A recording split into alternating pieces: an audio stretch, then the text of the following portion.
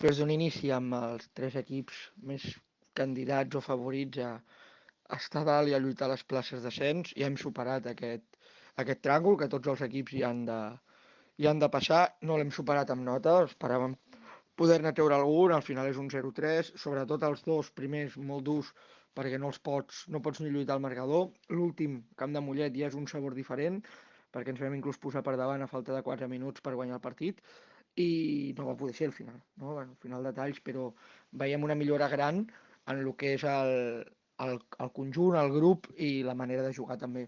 Seguim amb moltíssimes baixes, segurament contra Roser ho encarem amb 7 jugadors del sènior A, més dos que ens puguin reforçar del sènior B.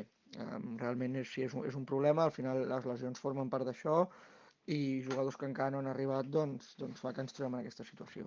Però bueno, esperem competir, necessitem treure la primera victòria a casa, sabem de la importància del partit i estarem preparats per fer-ho, amb els que estiguem.